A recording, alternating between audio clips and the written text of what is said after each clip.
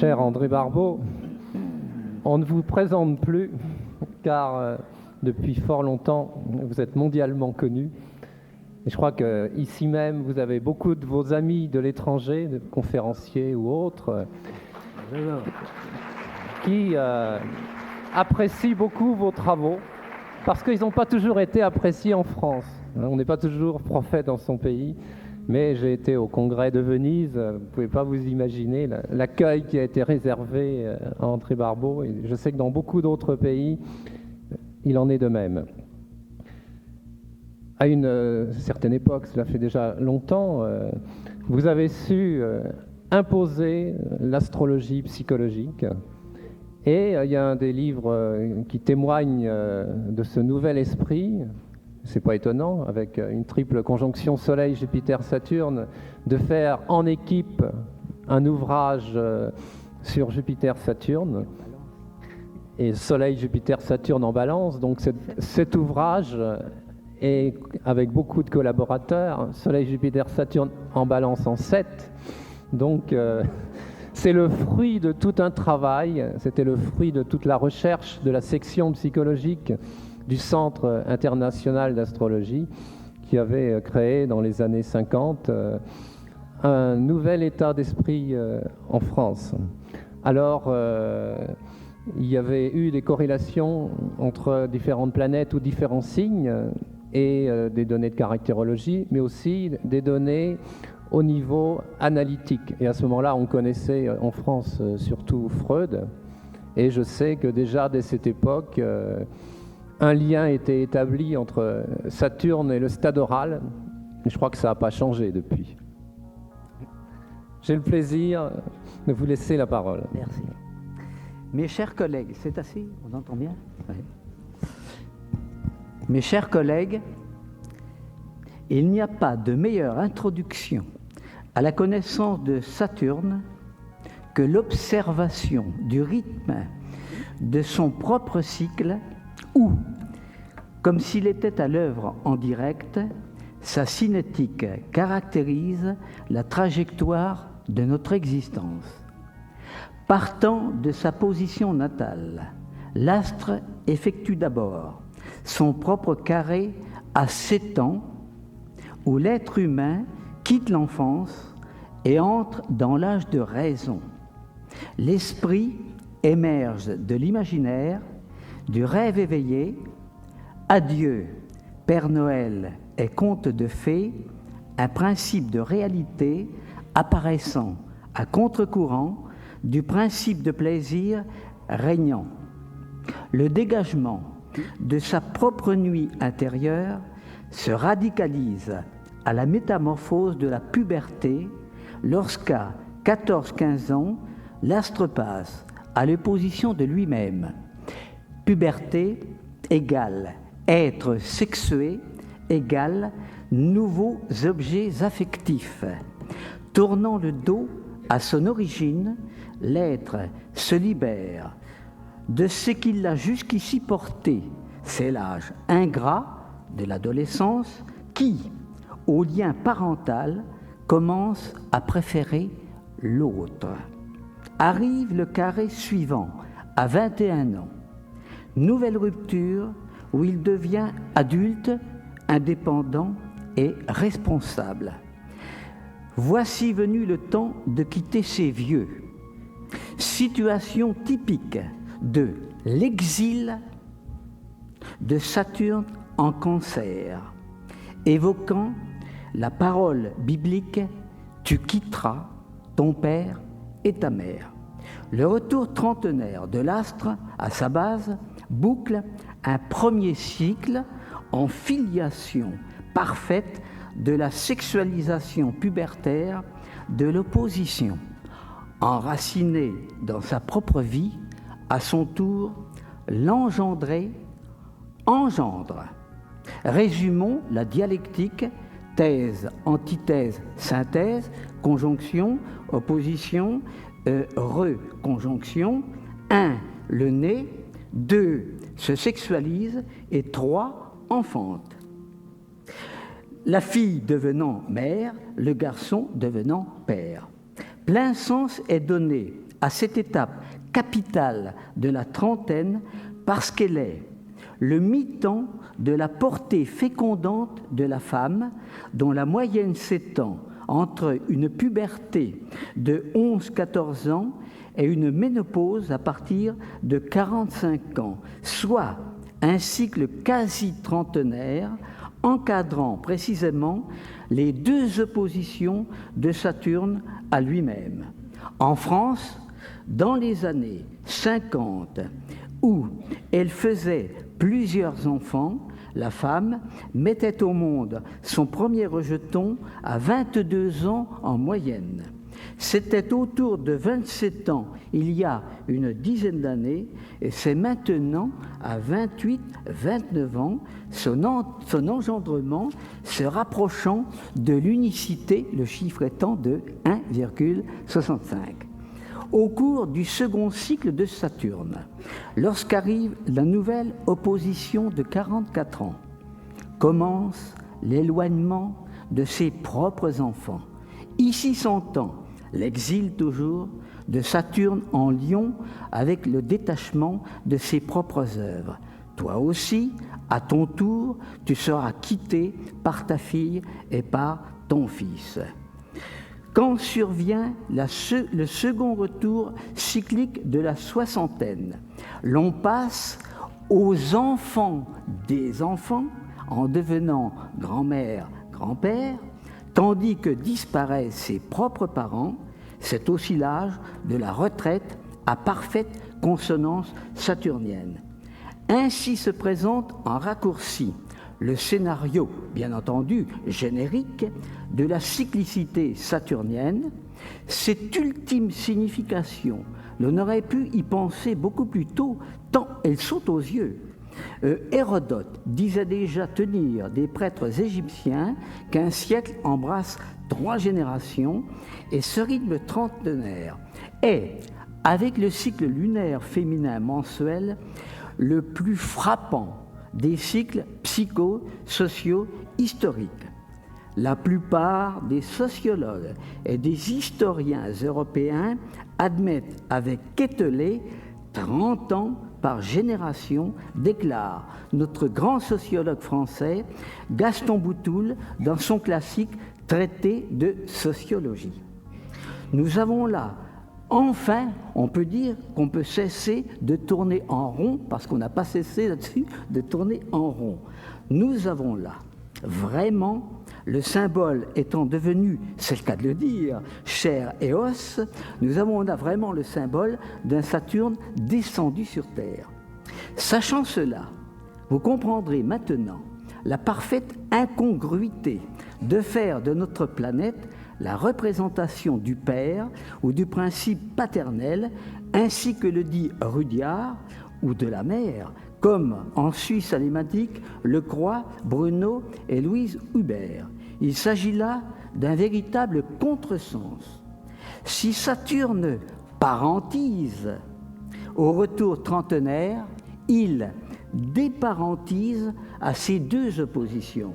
Le praticien sait au surplus que sa présence aux lieux familiaux de la domification, c'est-à-dire au fond du ciel, en 4 et au milieu du ciel, est un indice de déficit familial, d'annulation parentale, d'orphelinat réel ou psychologique. Bref, là où il est, il parentise également. Alors qu'au même lieu, la présence du soleil intensifie le rôle positif ou négatif du père, comme celle de la mère, celle de la lune, le rôle de la mère. Il sait non moins que sa conjonction ou sa dissonance avec les luminaires est spécifique de frustration affective paternelle et maternelle par carence ou par trop-plein avec les avatars du non-aimé ou du mal-aimé au narcissisme atrophié ou hypertrophié. Que faut-il de plus pour être édifié ? La seule image de personnage saturnien concevable est l'ancêtre, le vieillard, sinon l'aïeul, à visage plus particulier de médecin, de prêtre, de sages, Gauquelin ayant d'ailleurs signalé l'astre angulaire chez les deux premiers. Au lieu donc d'incarner les parents, Saturne est la tendance ou la fonction spécifique qui porte à se déprendre, se dégager, s'arracher et se délivrer d'eux pour s'appartenir et se personnaliser. Ce rejet de ses tuteurs visant, dans une appropriation de soi, un processus d'individualisation.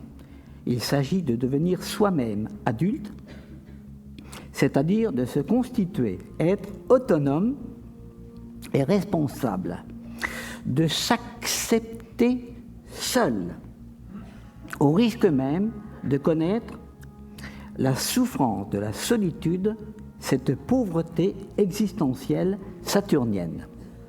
Intrinsèquement, Saturne est donc une force qui coupe, sépare, éloigne, isole, sa thématique fondamentale étant une succession de détachements de toutes sortes, rappelant la représentation mythique du dieu Chronos muni d'une faucille ou brandissant une faux son emblème.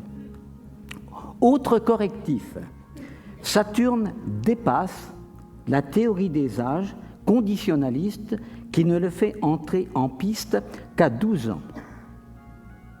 Alors qu'il campe une dialectique magistrale avec les deux luminaires.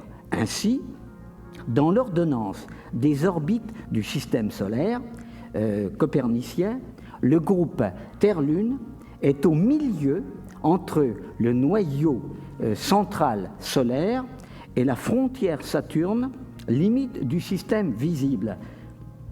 Mercure-Vénus étant d'un côté, Mars-Jupiter étant de l'autre.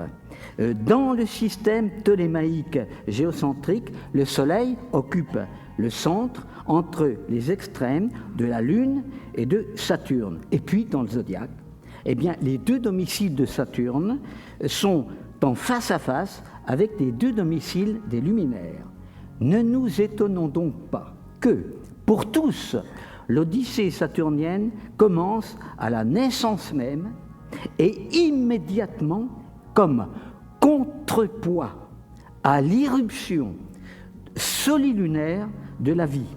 L'évacuation de la chaude bulle aquatique du ventre maternel est une venue au monde qui nous plonge dans la première grande sensation de froid de notre existence, tandis que la coupure du cordon ombilical, premier coup de feu de Chronos, nous sépare organiquement de notre mère.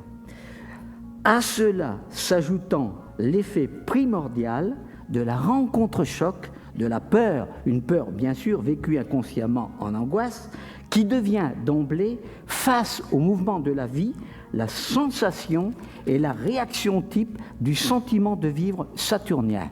La peur qui, comme le froid d'ailleurs, collé à elle en un même frisson, inhibe, contracte, freine, paralyse.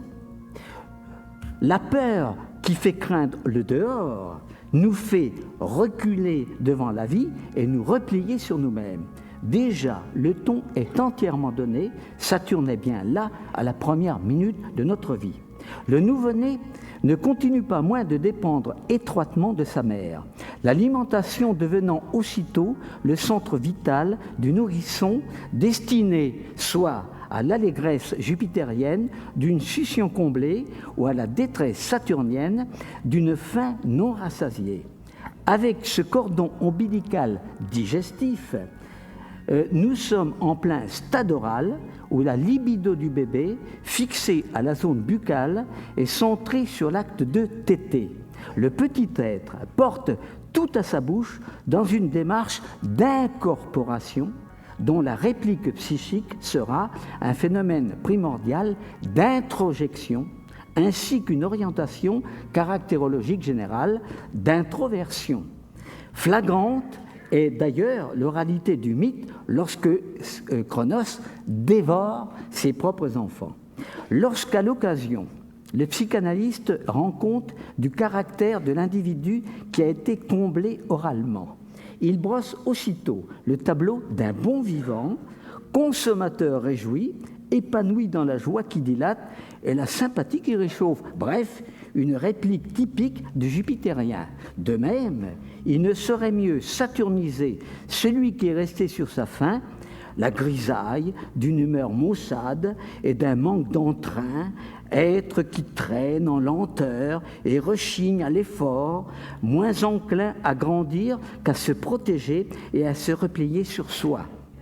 Évoquons d'ailleurs, à ce propos, des états similaires qui sont dévolus à l'astre.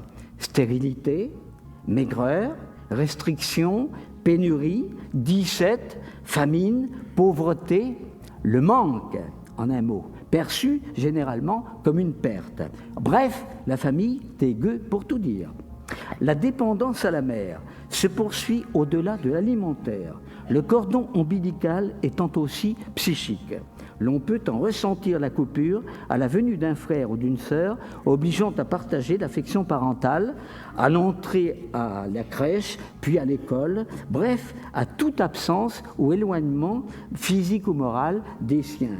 Tel est le véritable fil d'Ariane du logos de notre planète.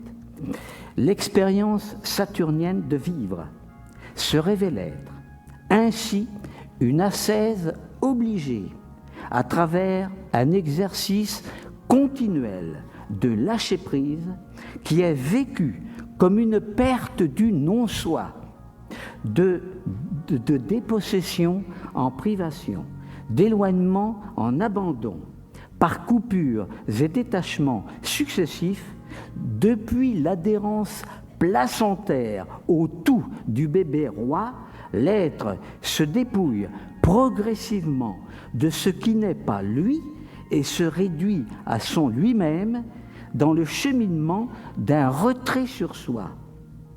Le roi nu, si bien que l'être Saturne qui est en nous est une somme de soustraction en un mouvement centripète tenant de la profondeur et de la concentration.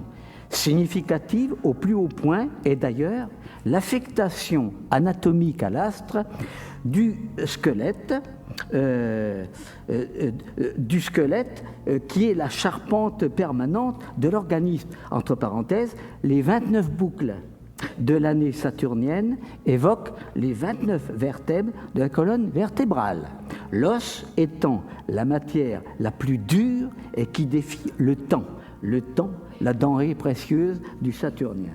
Au sein d'un caractère, par ailleurs le plus solide et le plus stable de tous, l'on en a une réplique psychologique dans le soubassement des réflexes de défense, réflexes nourris, bien sûr, par la peur, qui est cette puissance première, que l'on peut assimiler, excusez le simplisme, à l'instinct de conservation.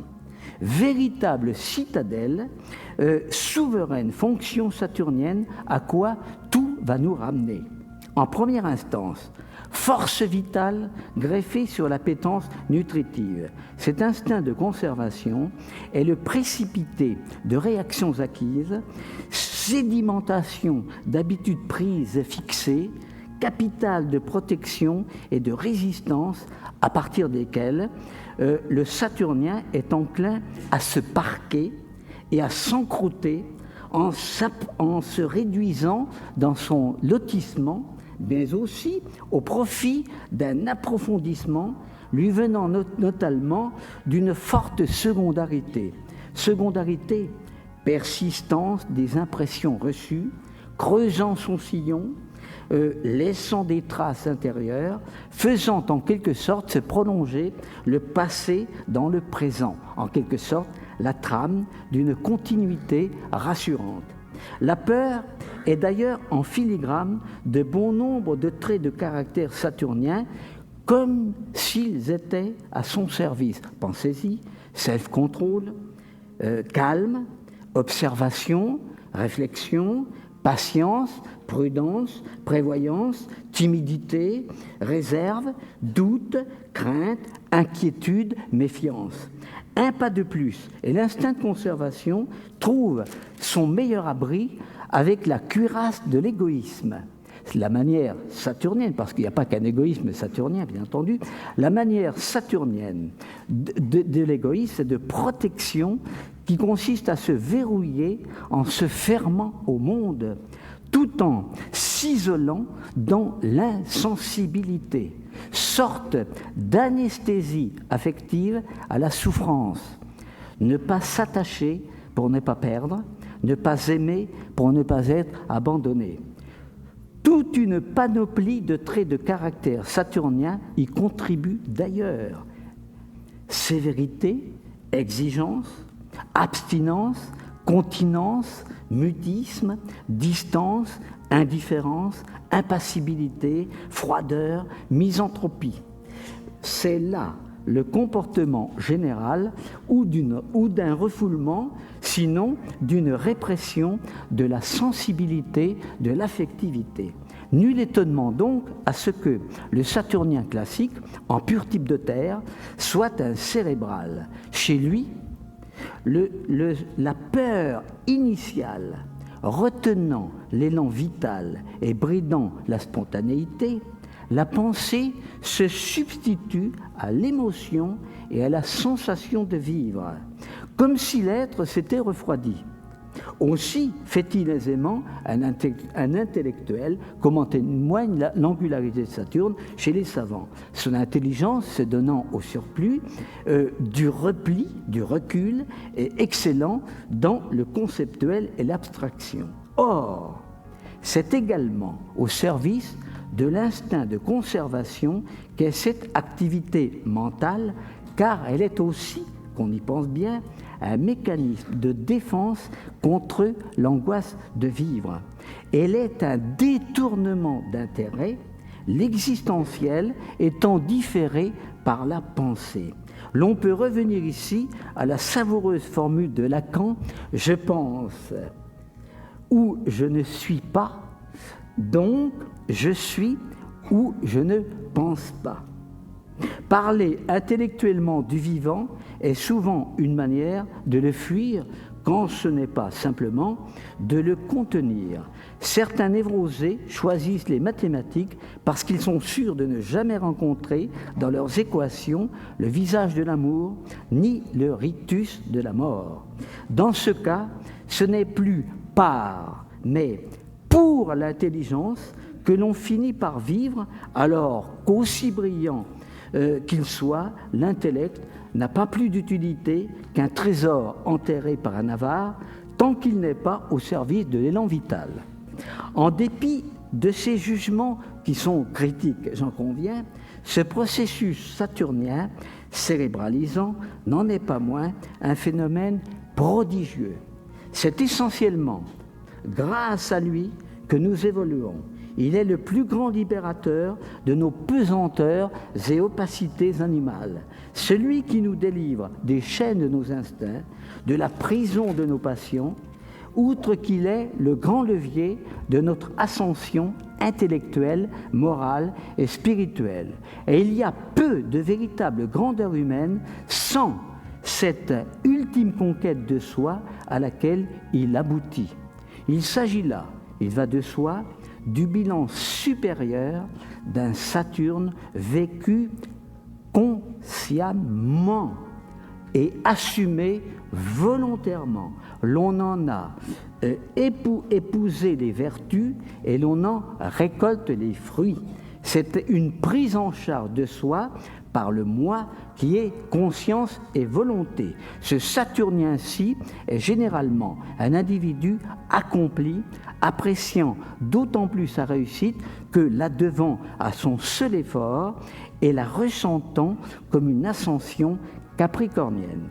Hélas, trop souvent, le Saturne qui nous habite est vécu inconsciemment. Et celui-là, nous le subissons.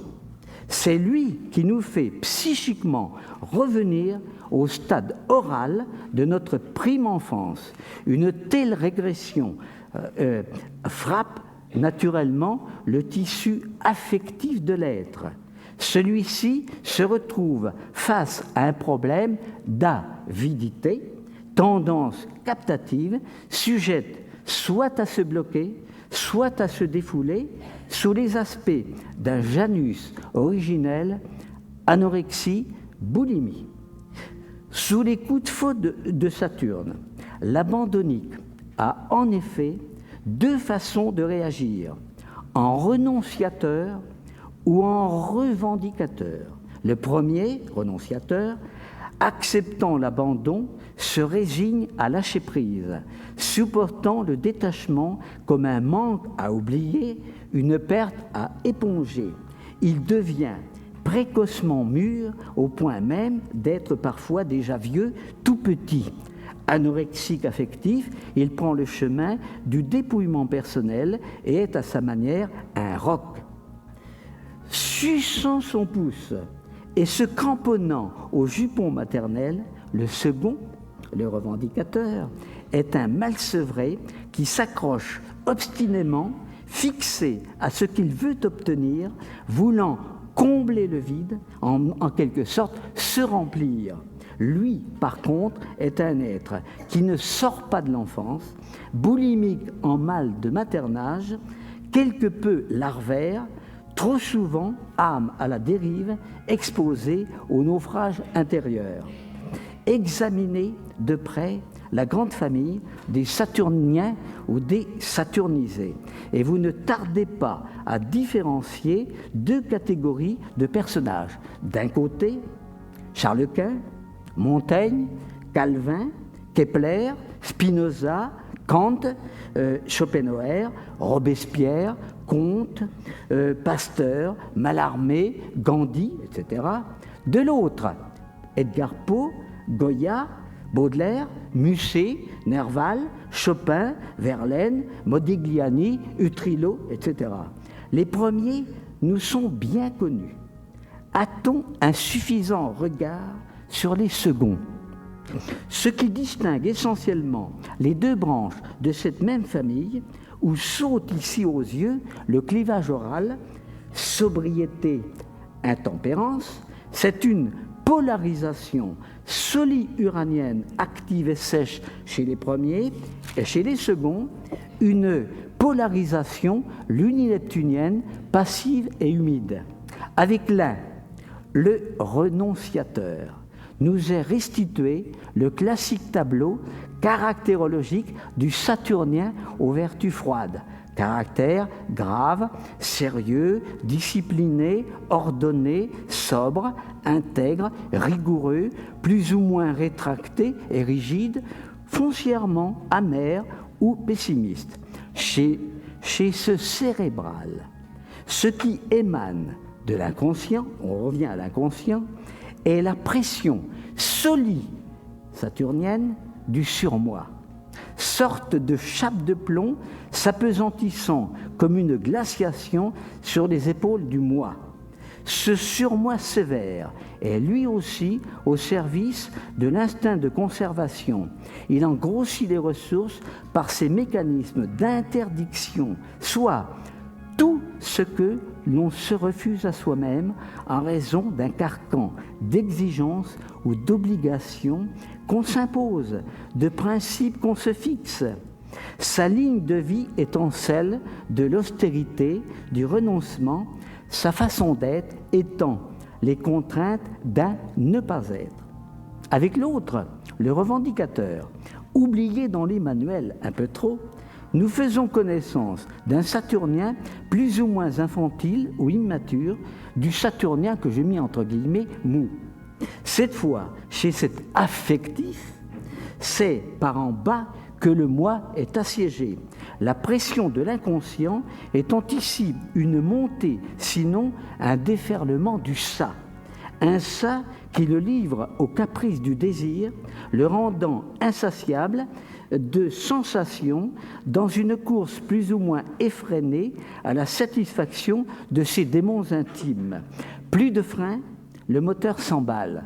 Aux antipodes du précédent, qui tente à se délivrer de lui-même en s'épurant, se profile un être narcissique, égocentrique, plongé dans la subjectivité de ses pulsions, entre névrose et perversion, souvent amorale et irresponsable, que menace plus ou moins le masochisme ou la mélancolie.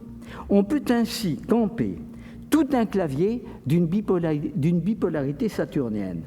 L'anorexique, le boulimique, le renonciateur, le revendicateur, le détaché, le cramponné, l'indifférent, le jaloux, l'insensible, l'hypersensible, l'ascète, le jouisseur, le démissionniste, le jusqu'au-boutiste, le sceptique, le fanatique, le bûcheur, le paresseux, le désespéré, le débauché, l'impersonnel, l'égocentrique, le désintéressé, le cupide, le sobre, l'intempérant. Ça veut dire que je vais passer là ? Oh là là. Oh là là. Alors qu'est-ce que je vais faire ?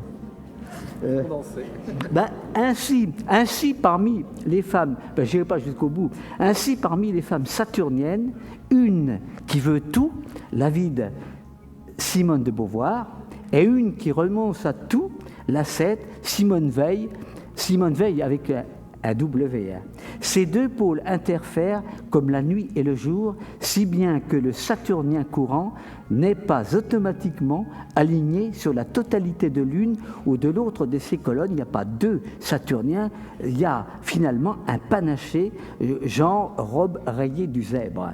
Ainsi, il y a souvent de l'avidité dans le renoncement même, comme dans le goût du martyre, véritable soif de souffrance de la saturnienne Thérèse de Lisieux.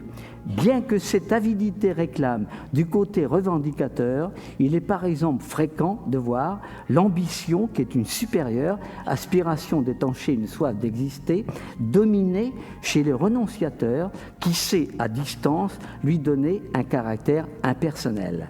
De même, cette fois, dans l'échec, avec l'esclavage de l'avarice, péché capital de Saturne, vous le savez, fruit d'une introjection où l'être se coagule sur l'avoir, l'avare étant, par identification, fossilisé sur son trésor, ultime substitut de son biberon.